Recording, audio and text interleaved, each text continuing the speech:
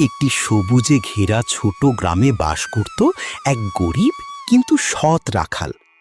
তার জীবনের সব সম্পদ ছিল একটি ছাগল। ভোর হলেই সে ছাগলটিকে নিয়ে মাঠে বেরিয়ে পড়ত। রোদ, বৃষ্টি, ঝড় কিছুই তাকে থামাতে পারত না। একদিন দুপুরবেলা ছাগল চড়াতে চড়াতে রাখাল হঠাৎ রাস্তার মাঝে একটি টাকার ব্যাগ পড়ে থাকতে দেখল। আল্লাহ, এত টাকা!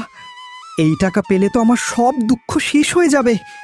কিন্তু না, এটা তো আমার নয়, অন্যের কষ্টার্জিত টাকা নেওয়া পাপ। নিজের লোভকে দমন করে রাখাল গ্রামের মোড়লের বাড়ির দিকে হাঁটতে লাগল।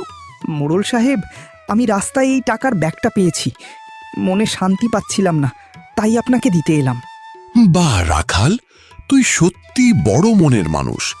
আজকাল এমন সততা খুব কমই দেখা যায়।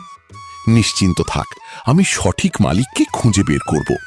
কয়েকদিন পর গ্রামে এলো এক বড় ব্যবসায়ী। তার মুখে চিন্তার ছাপ স্পষ্ট। মোড়ল সাহেব, আমার সর্বনাশ হয়ে গেছে।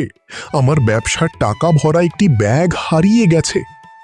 চিন্তা করবেন না, আল্লাহ আপনার জন্য একজন সৎ মানুষ পাঠিয়েছেন। আপনার টাকার ব্যাগটি আমার কাছেই আছে।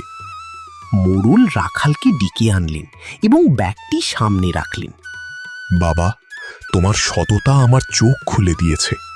এই নাও কিছু টাকা, এটা দিয়ে তুমি নিজের কিছু শুরু করো। সাহেব, আমি শুধু আমার কর্তব্য করেছি, আল্লাহ আপনাকে আরও সফল করুন। আমি একটি গরুর খামার দেব, পরিশ্রম করে সম্মানের জীবন গড়ব। রাখাল সেই টাকা দিয়ে একটি গরুর খামার করার সিদ্ধান্ত নিল। কিছুদিনের মধ্যেই রাখাল কয়েকটি গরু কিনে ছোট্ট একটি খামার শুরু করলো। ধীরে ধীরে তার খামার বড় হতে লাগলো।